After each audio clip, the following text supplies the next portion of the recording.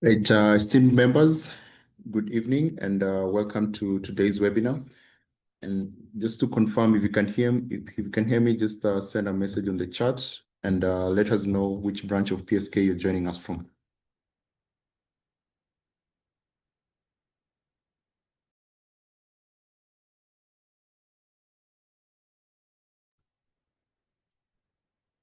Good evening, Prudence. Good evening, Kasamba, Christopher from Bungoma. Thank you. Solomon from Central, Joan Kadesa from Western, Reiwa from Coast, Kelvin. Good evening. Thank you so much for your feedback. Thank you for joining.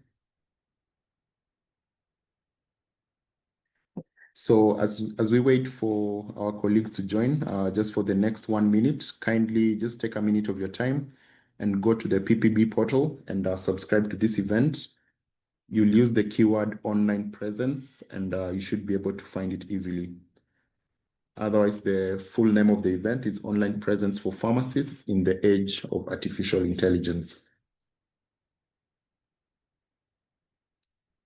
So just take a minute of your time, go to the PPB portal and subscribe to this event.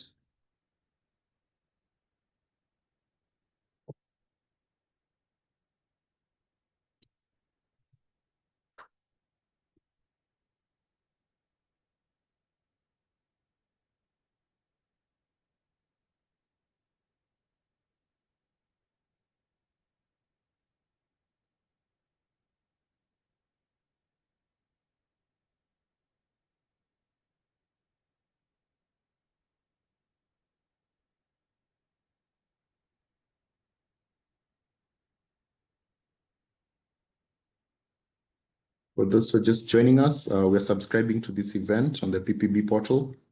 You can use the keyword online presence so that you can be able to find it easily. And also, if you've not subscribed to any of our previous events, ensure that you do so that the CPD coordinator can send you the tokens. Remember, the earlier you're able to subscribe to these events, the earlier you're able to get the tokens.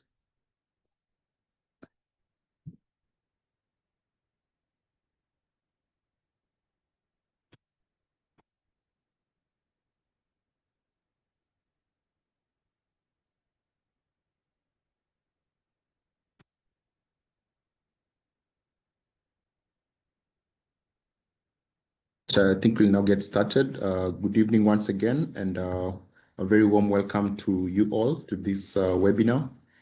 And for this session, we have an exciting topic that is on the online presence of pharmacists in the age of artificial intelligence. And I think from this session, you'll be able to learn a lot on how you can utilize AI so that you can optimize your presence digitally, whether it's on LinkedIn or any of these other social media platforms we have. And for this session, we are privileged to have Sherastin Mengo, who's a communications and thought leadership expert, who's going to be giving us some insights on that. And this webinar is also in commemoration of the Customer Service Week that we had last week. And we would like to say that we really appreciate you as members for being our customers, and we always look forward to serving you and ensuring that you get the best. Just as a reminder, once again, for those who've joined us, if you've not subscribed to the PPB portal, ensure that you do so. The keyword for this event is online presence, and you should be able to find it. And I see for some of you saying that they're having a challenge logging into the PPB portal. Probably it could be an issue with the system. So maybe you can try it as the session goes on or even after this session. It doesn't have to be now, but ensure that you eventually subscribe to this event. And a few ground rules: you'll be muted during the entire course of this session. So if you have any questions, kindly use the Q&A tab. And maybe at some point you can give a chance for one or two to ask their questions on microphone. And please note that this session is being recorded and will be made available on the PSK YouTube page. So at this point, I'd like to welcome our speaker today, Mengo Sherastin, who will be speaking to us today. Menga, if you can hear me, welcome. Yes, thank you, Hezron. I'd like first to apologize to everyone because I know there is a possibility that there is echo in my background. I want to apologize beforehand, and also there could be background noise. I think I tried to explain to my friend Hezron earlier that I'm in a place that I couldn't avoid. I found myself in an emergency that I couldn't run away from. But at the same time, I thought I believe in making things work because there are rarely do we find ourselves in situations where things are perfect for everything to work out. So even as we continue, I want to beg your indulgence in case you hear any background noise or in case you hear any echo. So, first of all, very pleased to be here, very pleased to be among so many pharmacists at the same time, and always a pleasure to be in the midst of scientists. This is something I think about every day. This is something I now it has become a dream of being in the midst of scientists and to discuss with them because I have given myself the work of saying I will be one of those people that are going to bridge science and society. And I am happy to be among pharmacists because I think when we speak public health, pharmacists are most of the time closest to society next to doctors because some people, including myself, sometimes go and see that pharmacist before we even go see the doctor because the pharmacist is just across the road. For the doctor, I have to plan and go see them. And I like the fact that at least we have had that close interaction with the science of medicine from pharmacists, even though I find it a bit laughable that we don't necessarily understand what you're telling us, but somehow we trust you. So I am not sure if that's the best tone or note to start our webinar, but it's just something that I like to mention. So first, again, my name is Mengo Sherastin. Some of you I know may have seen me on LinkedIn, maybe on TV. I was on TV a long time ago, maybe 2-3 years ago, but I wasn't talking about what we are talking today, but mostly I've been discussing issues of personal branding, thought leadership, and communications. And today I just thought when we were discussing with Dr. Hezron that how about we discuss what is happening today for pharmacists in the age of AI and where is their place? Because I say that in the age of AI, everybody is supposedly a thought leader. Everybody is a brand. Everybody is an expert. Just because they can do a prompt on ChatGPT and get results, they cram them, go before people talk about them, and they become an expert. But public health, I believe, is one very dicey topic. Talk less of even now. Pharmacists, for you, it's even worse because you are like sometimes the first point of contact and again the last point of contact for the public when they are seeking help. So I'm going to share my screen and we will go through a short presentation. Then the most exciting part for me is mostly the Q&A because that's where real learning happens. Presentations are, they are assumptions. I'm telling you what I assume you need to know until you ask the questions. That's when I really get to know what you really want to know, but let's go through it. So why online presence? Online presence because patients are increasingly seeking health information online. Now you have a headache, you Google, and you know what happens when you Google. You have a headache, you Google, it tells you you have a tumor, you have this and that, you're panicking, you're running away from yourself because we are in a world also where there is a lot of sensationalism, a lot of alarmists and pseudoscientists who are coming with things that are not backed by evidence. And I know you all are scientists and you believe in evidence. Then pharmacists could be trusted digital voices, even though I am not, and I want you guys to correct me as we continue. I am not seeing as many vocal pharmacists as I am seeing what you would call doctors or general physicians. General physicians and doctors are more outspoken than pharmacists. I think when we go to the Q&A, you guys will tell me what is this that is making you not speak out. You only talk about events. Yes, I will, because these days on LinkedIn, everyone is privileged. So I was privileged to attend this, but we want to know more about your practice. We want to know more about the challenges you face, because we know you are a human being. This is a science and there are challenges, there are things that are happening. We want to see that. We want to connect with you. But if you're privileged all the time, then we may not be able to connect with you as much. And I want you guys to prove me wrong, because I'm coming with assumptions again, which is a bit dangerous. So we want pharmacists to become trusted digital voices, or trusted voices on digital platforms. Then we want this online presence to help you build visibility, credibility, and influence. Visibility and credibility is easy to build, but influence is not easy to build, because influence is evidence-based. Is if some of you have read John Maxwell on leadership, he says, you are not a leader until you have followers. If you don't have followers, you are taking a walk. So if you don't really have influence, then online presence your online presence may not be effective. All right. So we want to help you build visibility, build credibility, and influence when you're on these online platforms. And we are going to discuss more about how we will do this. Then we're looking at opportunities for leadership and education, not only for you, you also to provide opportunities for others to lead, and to provide opportunities for others to learn by what you share, your experiences, your learnings. And I was in a conference in Senegal a few weeks ago, and these were energy experts. And I was saying to them, you guys are addicted to peer-reviewed articles, but the rest of the world cannot understand you. You're just talking your own language and you're saying you're solving problems for society. So are you solving problems for society or for scientists? Because it's only you who understand each other. So you create opportunities for leadership and education, probably leadership for yourself and others, and education for those who may not know what you know. Now,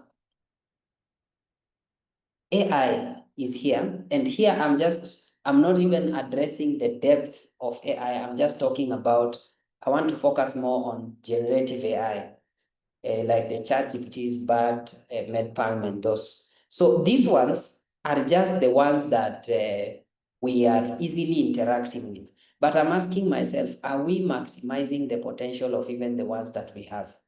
AI tools are coming up, more will come. I know most of you understand that agentic AI is coming. So are we going to have an AI that is trained on a computer in a pharmacy instead of you?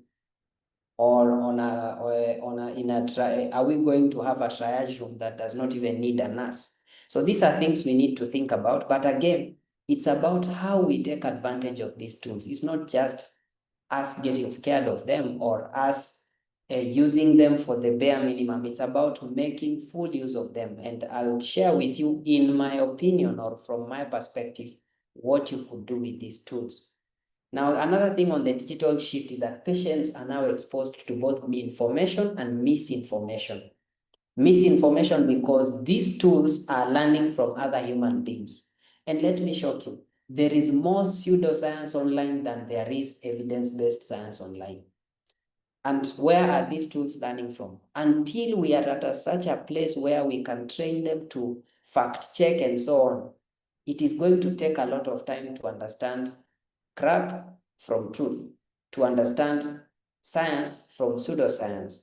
So there is information, we are empowered, yes, as the general populace, but there is also misinformation. There is something I would see and believe to be true, but you as a pharmacist will look at it and say, this is nonsense.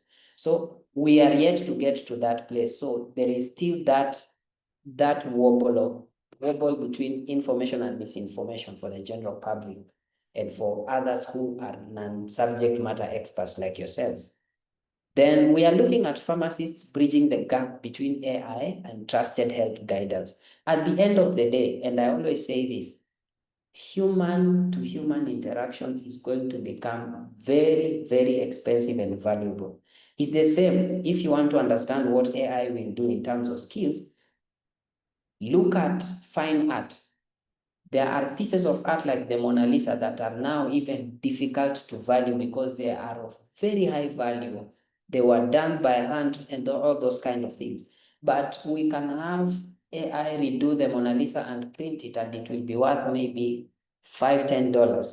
So the pharmacist that is going to be AI enabled, but bringing authenticity and that human part of this science is going to be the pharmacist that is most valuable. All right.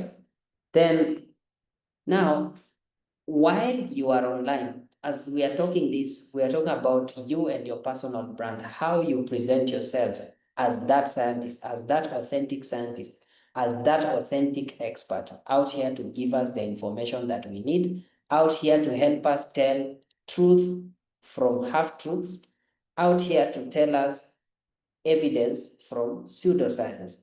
So then you have to define your niche and target audience.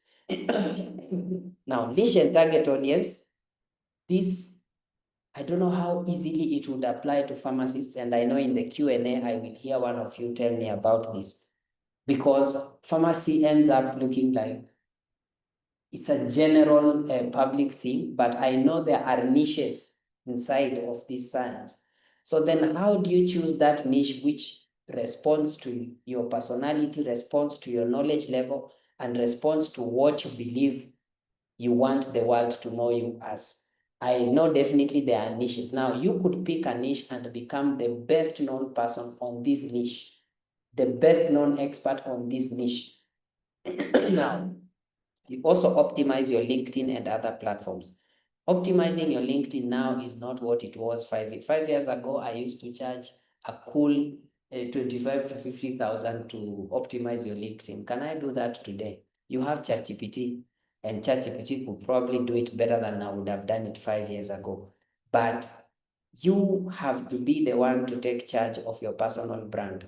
Go and do your own research and say, is my LinkedIn positioning me in the way that I want the world to know me? So you have to ask yourself that question. And there are prompts that you can use to optimize your LinkedIn. I think if Hezron reminds me after this, I will share with him what I use. I have been using for the last few years that I've also updated, like a guide to building a personal brand, or at least a guide to help you establish a credible personal brand.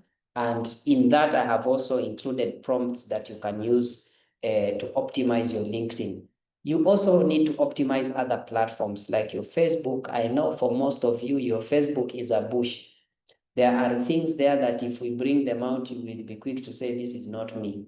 Some of you have shared shirtless photos with you with your drinking buddies, and if we search, we will find them. So, and nothing wrong about partying, but I'm saying, does it represent the person you want to be known as? Okay. Does it represent your brand? So today, homework number one, go and check all your profiles, clean them up. You know, we are now past the age of screenshots. So clean your social media up. Let all these social medias represent the person you want to be known as. All right? Not only LinkedIn. I know for most of you, your LinkedIn is clean, but your Facebook, nobody, I think less than 90%. In fact, over 90% of you can bet with me that their Facebook and Insta looks like what they would want to be known as. All right? Then I'm not saying become inauthentic. Become authentic, but ensure that your brand represents how you want to be known. Then sharing credible content consistently. People, if you look at LinkedIn today, I want to vomit every time I look at LinkedIn. As I said, everyone is privileged. Everyone is getting a new job. Everyone is a thought leader. Everyone is posting content every day. And all of that is copy-pasted ChatGPT. Nothing wrong with ChatGPT. Use it, but don't let it think for you.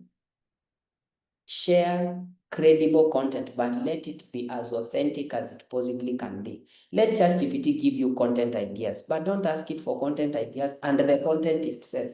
So are we talking to you or are we talking to a machine? Right? Then engage in conversations and showcase expertise. Jump onto conversations that are around your area of expertise. How many of you, I just want to see a thumbs up, how many of you have written an article in the last 1 year? Just an opinion article, and it got published in on a platform. Just throw a thumbs up. I will be able to see how many. Guys, only 1, 2.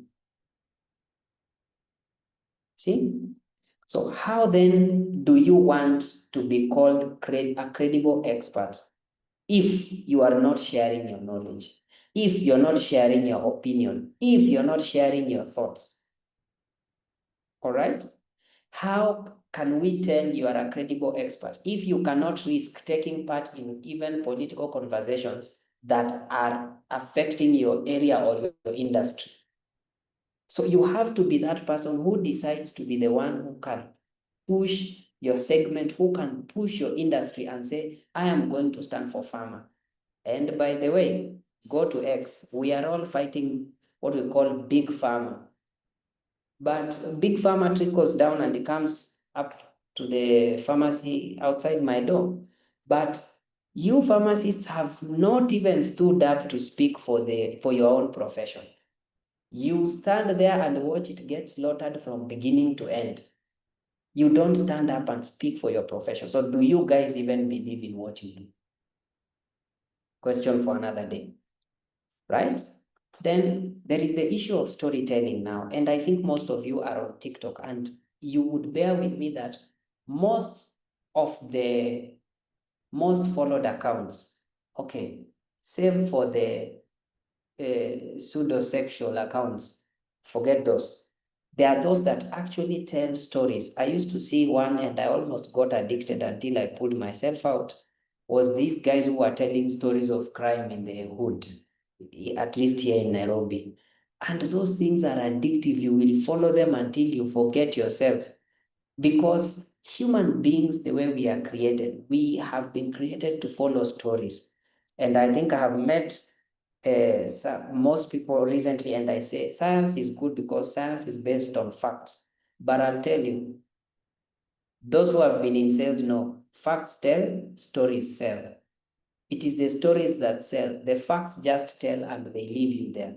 But if you want to win people to your side of things, if you want to win people to your cause, if you want to inspire people to action, it is stories that do that for you. They help you connect with people. They help you share your personal experience from your practice. Today, if you sit with your buddies, you will have so many stories to tell them. But when you come online, you become privileged. You don't share the authentic stories. And that's why most people are not able to connect with you and what you're doing. Now, I have seen people do this, but this is a very sensitive issue, and because it has ethics connected to it. Those who have patient consent can be able to share patient journeys, and it is easier because people like to connect with something they are familiar with. If you share the patient journey of a person who was struggling with a certain thing, how they have done it for themselves, how they have supported themselves, or you could share how a certain science in pharmacy has impacted lives. So share these stories. We want to hear them. We want to connect with these stories because highly likely someone else is going through the same thing. Then be authentic. It is your story that builds trust. Your own personal story. We want to know it. We want to know where you're coming from. Why are you even doing this? What's your why? What else would you rather do if you were not doing this? That's what people connect with. People connect with stories, not facts. We could care less about facts. When we come to you for the example, I want to use the example of a pharmacy. I go to a pharmacy, I tell him, my son is feeling like this, like this. If he starts sharing with me the formulas, he starts sharing me what molecule is in what, do you think I'm even listening? And even if I'm listening, I really don't care. I just want to know, will it make my son feel better? And that shows you the level at which non-experts interact with facts. All right. Now, how do you then leverage AI as a pharmacist? The first place is let it help you with your storytelling. I don't like to use content creation because I use it because, okay, I have to use it. But then this word has been abused, just like personal branding has been abused the last 2 years.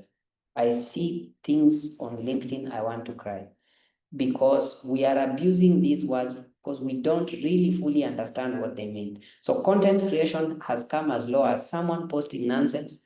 Every other few days, they call themselves a content creator. They don't, and I understand there are those who make us laugh. It's a good thing. But how much value does your content add? All right.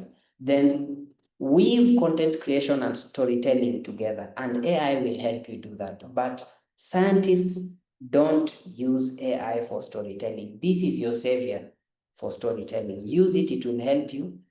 There are prompts you can use. And these days, you don't even have to be a prompt engineer. You go to ChatGPT and tell it, you are a prompt engineer. I want you to give me the correct prompts to use when I want to do storytelling as a pharmacist. It will give you so many ideas, but you have to be careful not to be, because AI also hallucinates a lot. So you have to be careful what prompts you're giving it and what outputs it's then giving you. I know I'm not telling you anything new. These are things you know, most of you, I assume.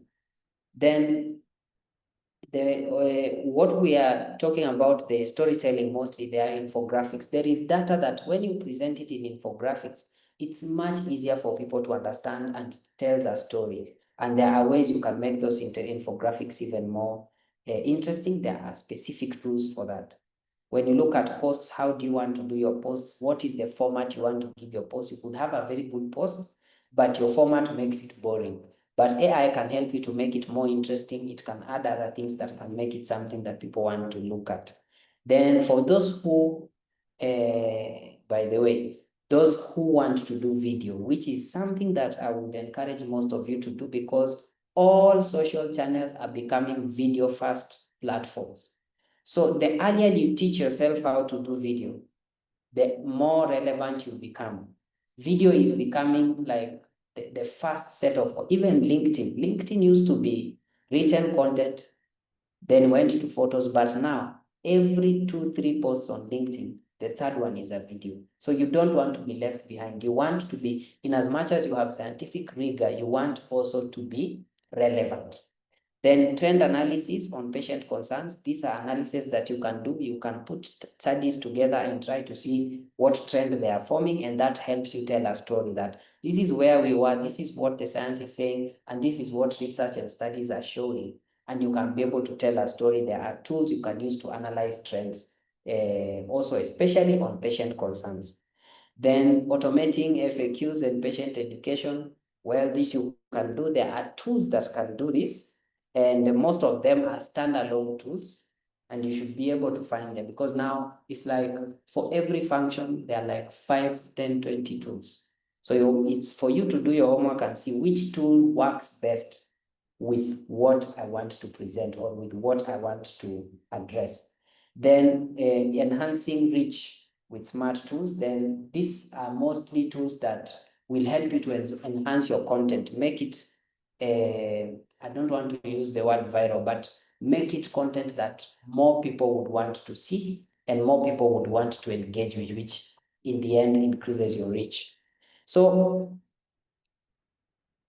a few things about ethics and professional guidelines. And I know this, I'm just repeating something you already know, but it's important to mention. You must have respect and confidentiality and have professional boundaries even while you're talking, or even while you're sharing your stories, while you're sharing your posts.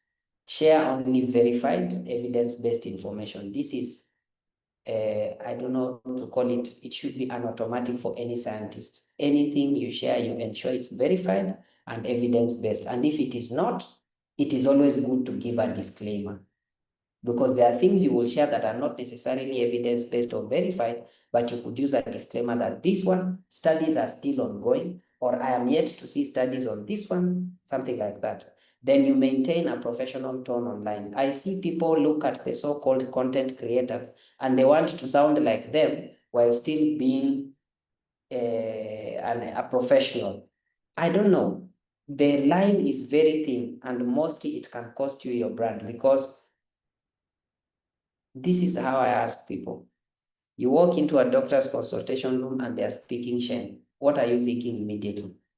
Nothing against Shen, but I'm talking about societal biases, which you are not going to be, don't bet you are the one who is going to be the first to overcome those biases. So the best is to remain respectful and keep a professional tone when you're online, at least to match with the expectation of the people you're talking to, of who you are, or with their expectation of your brand.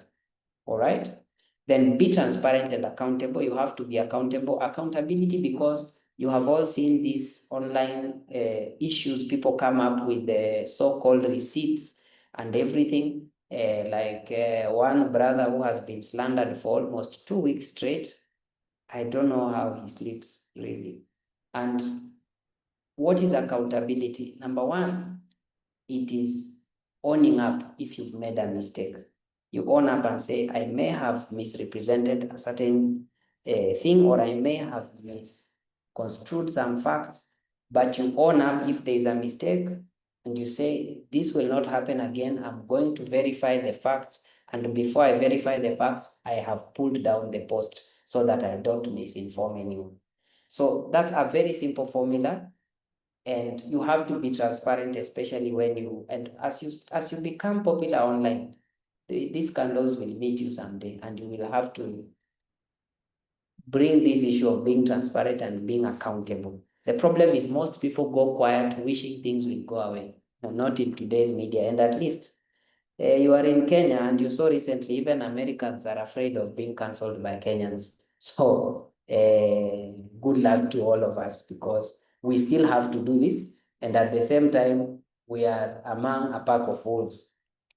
Now, finally, is just to know three things that I would use as takeaways. Number one is claim your digital space. Before, I used to use the words claim your online real estate. Blogging used to be a thing of a few. I think today everyone should blog. Have your own blog with yourname.com, that where you share your ideas, you share your thoughts. Because remember, Facebook, YouTube, whatever, all these platforms belong to someone. I want to see how old most of you are, or I want you to see how old I am. How many people remember MySpace? I know some of you may remember MySpace. MySpace died, and it died with the data from most of us. And how many people do you think lost what they would have considered content in those days? So you don't own these platforms, but when you own your own website, you own your own blog there, you own your content. But when it's hosted on these other websites, I'll tell you, you don't really own it, because your ownership goes as far as a password. And that's it. So if the platform is pulled down or the platform is hacked, you're finished. So that's why I encourage people, have your own blog, have your own website where you share your knowledge, where you share your experience, and where people can read what you are about. Then use AI responsibly. I saw, and I was very ashamed to see on X, you post a picture and people ask Grok to undress you. And you look at some of those profiles who are asking for such, they are real professionals working in real organizations. And I ask myself, so this is how people have gotten to think.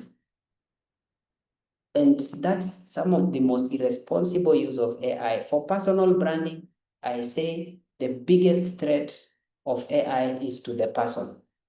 Because today I could be speaking like this, and someone can use this video and deepfake it to look like maybe I was talking to another person or talking other things.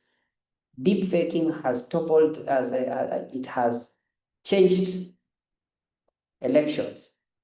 Deep faking, I saw I think it was in Scotland, if not Britain. There is a lady, a politician, who was deep faked and her likeness was put in porn videos. She lost the election. So this is how serious it is. Someone can use your video while you're in your professional dress, and they say that you have endorsed a certain drug. How do you address it? These are conversations that we are not having. That how do we address ethical use of AI? How do we regulate it? And how then do we police it such that when there is a problem, how do we even start persecuting cases of AI impersonations and deepfaking? So these are things you have to think about even when you're online. Then lastly, tell your stories. Tell your story and lead conversations. If you're afraid of jumping into conversations, then you will never really influence anyone. You have to jump into conversations, give your thoughts, give your views, give your ideas, and let people know what you think. Let people know you stand for. So, Dr. Hezron, I think that's my presentation thus far. And at this point, maybe you could lead us in the Q&A, and then we could see how far we go. Thank you so much. All right.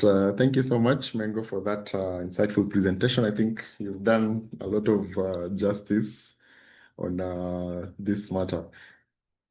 So I see we've received a couple of comments, but I'd like to encourage everyone, for those who have questions, kindly just use the Q&A, and for those who would maybe want to ask their questions verbally, you can just raise your hand and then you'll be given an opportunity to do so. But I think that was a very well done presentation. So maybe I can just read some of the comments that we have as we wait for the questions to come in. We have a lot of members saying that it was a very good presentation, and they're also requesting for the slides that's possible to share. So there's a comment from Mary who says, I believe AI will not take over, but a person with AI skills will be given priority over one who doesn't have these skills when it comes to employment in the future. And apart from AI, Python, machine learning, etc., which are mandatory in our profession, learning all this should become mandatory and should be incorporated into the syllabus for students. Just looking for any other comment that you have. I see there's someone who had asked if someone has developed an AI pharmacy tool, who can they speak to, whether it's PPB or PSK? I think I'll just share the communications email. You can reach out to us and can have a discussion on that. Meanwhile, Mengo, I think you can be addressing this question where there's Dr. Esther who's asking if you could give a brief explanation on what LinkedIn optimization entails. Yeah, LinkedIn optimization is simply this. Does your profile represent how you want to be known? If I look at your profile today, does it represent the best of what you would want me to see? Today, if you want to apply for a job, you're going to edit your CV. Why do you edit your CV? Because you want to present the best of you. So then LinkedIn is the same thing. You need to go and look at it. Number one, profile photo. It is not supposed to be a selfie. Please, if it is a selfie, go and delete it now. It is not supposed to be a selfie. It is supposed to be a professional portrait. Professional portrait. And even if you go to a studio, you mention professional portrait, they will not ask you a second question. They know what you're looking for. They know you're looking for something. Have you ever seen when people are presenting their board on the newspaper putting selfies? So why are you putting a selfie on LinkedIn? You need to have an extensive bio. You need to have a bio that explains to us in detail who you are, what you do, who you do it for, and why you do it. All right. Second, third, you need to have a headline. That headline should tell us in brief who you are, what you do, who you do it for. Correct? Then in your experience, we need to see your experience, the way you have grown over the years. All right. Now, when the experience, there's a place that people don't do. When you're adding the company you've worked for, most of them are on LinkedIn. It looks far much better when you choose the correct company page so that the logo appears on your profile. When logos appear on your profile, it has a much better aesthetic than when it is those grayish things. Okay. Then skills. We need to know your skills. Have at least 10 skills that you have there. As a professional, you have grown, you have different skills that make you what you would call a desirable person for the profession you're in, or a desirable person for the job post that you have. So ensure that you have a list of skills. Then thirdly, if you have people who can endorse your skills, the better. These are people you've worked for or people you've worked with. Lastly, you should have a section where there is a section for recommendations. If there are people who can recommend you, people who can say, yes, I have worked with Mengo, he has done this for me, he has done this for me, and then it reflects good, it reflects well for the person you are to say, this is a real person, he has worked with real people, and these people endorse his character, these people endorse his professionalism. So, and then there is the background image, which is not 100% necessary, but always I say, go and see what would be the befitting image for someone in your profession.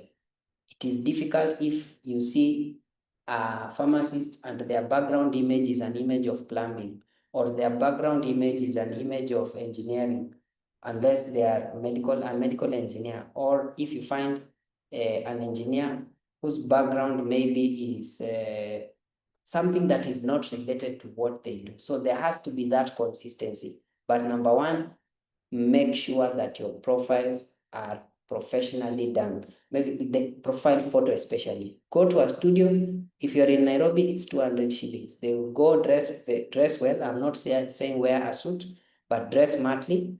Let them take a professional portrait. How many of you have shopped online? I know, so almost all of us have bought something online. Tell me the attitude you have when you find a low quality image of something you want to buy. You always assume it's low quality. So the same applies to you. When we see a low quality photo, we assume this is a low quality person. So go and check your profile, ensure your image is correct. Go and check your there's that introductory line. Make sure it is saying who you are, what you do, who you do it for. Go redo your bio. Make sure it is telling us who you are, what you do, who you do it for in detail. Correct? Then go revise, and then the experience area. Make sure you tell us in bullet point, not your roles and responsibility. Tell us what you achieved in that place. All right? Tell us what you achieved in that job, and tell us in bullet points briefly, so that then we can tell what you are and what you're doing. Then lastly, as I said, the recommendations, get recommendations, also get people to, those who know you, those you've worked with, get them to endorse your skills.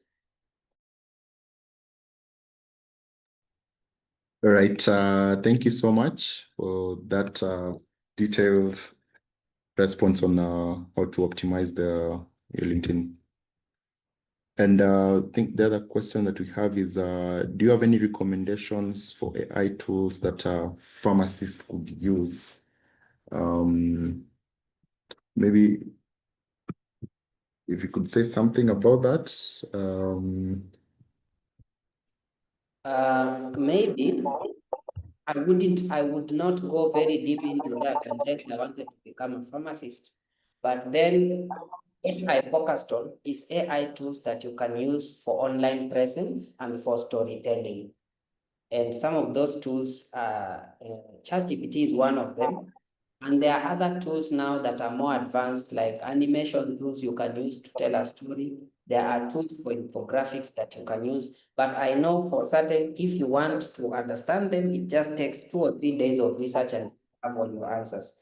But I wouldn't know deep in the science of it, what tools you would use. But I'm now focused on what tools would help you in your storytelling. All right. So those are the tools I was thinking about. I didn't go in detail of the deep profession of pharmacy. It's just those that can help you to build an online presence and those that can help you to tell a story. And ChatGPT is a great tool, by the way, if you use it, especially the pro one, but the pro one is quite expensive. But even the basic one, such a great tool. And in itself, it can also guide you to other tools. Yeah. Okay, all right. Thank you so much. I'm just seeing a comment. I think we've not had many questions for this session, but I believe it's just been a learning moment for many of our members on some of the insights that you've shared. There's Dr. Brian who says, I believe the issue with medical errors can be tackled using AI, in that we should have an AI system that should be able to flag out drug interactions. And I think I totally agree with you on that. Very good to see my friend from LinkedIn, Dr. Lucas Nivelo. Good to see you. And I'll share the slides with the Hezron, and I'm sure he will share it with everyone else. All right, thank you so much. And maybe if you'll allow me, Mengo, I'll just share your LinkedIn to the chat as well, so that people can also connect with you. For those who also Yes, have any questions that they'd like to directly engage him, his LinkedIn account is just on the chat. Feel free to connect with him. All right, yes, so and yes, yes, sorry. go ahead. In fact, if you want to see a good example of what a good LinkedIn profile should look like, go and look at my profile. Because I've spent a lot of time working on it. It has evolved over time. So yeah. All right, thank you so much. So I think maybe I'll allow you to give a parting shot because I'm not seeing any other question. I'll allow you to give a parting shot, but I know in the future we're going to arrange for more sessions, particularly around the communications aspect, also in the healthcare space, and also personal branding. But for now, I'll allow you to give a parting shot. Then we get into the last announcements for the session. Yeah, so the parting shot would be easy. First, I know most of you have these profiles. Take the time, look at them, and ensure that they represent the person you want to be known as. All your profiles, go and work on them. And then secondly, take your time to study the best in your industry and emulate what they have done. But don't emulate the bad things. Only emulate the good things and those ones that are applicable to you as a person. Because I believe success leaves clues. So learn from the best, but also at your level, showcase who you are and the value you bring to the marketplace. That's all. Thank you so much, Hezron, and everyone that made time today. I look forward to having these conversations with you on LinkedIn. So connect with me and let's talk. Thank you. All right, thank you. Thank you so much, Mengo. And also just for creating time. I know you had an emergency that came up, but you've been able to deliver very well. We really appreciate that. And also for our members, thank you so much for participating and also just engaging with the speaker for this session. And just before we close, we'll have a few announcements or reminders. And the first one is just ensure that you subscribe to this event on the PPB portal. I know there are some who said they had a challenge with subscribing because the system was slow. I think maybe you can also just check once again. Probably it should be able to work faster now. And also a reminder, we are approaching the close of the year, and This is when you'll all be required to renew your licenses, whether it's a superintendent or non-superintendent. And for this year, the minimum number of points is 40 CPD points that are required. So ensure that you have a minimum of that by the time the year ends so that you'll be able to renew your license. And also, I know there are some events that probably some of you have not received their CPD points. And this is sometimes because probably we have low subscriptions. And that's why we always keep encouraging you to subscribe to these events on the portal so that the CPD coordinator is able to get enough tokens and send to everyone. Otherwise, this delays the process of sending out the CPDs. Then the other thing is for every event that happens, for example, like this one, which was listed on the portal last week, you'll only have a maximum of 2 months to subscribe to that event on the portal. Once the 2 months is done, the event disappears on the portal. And that means you'll now have to self-report the activity. So ensure that you always subscribe to all these events immediately or during the session so that you don't miss out on getting all the tokens. I think that's the last announcement, and thank you all so much for joining. Mengo, once again, we really appreciate your time and the insights that you've shared. And for our members, thank you so much, and have a good evening. Thank you.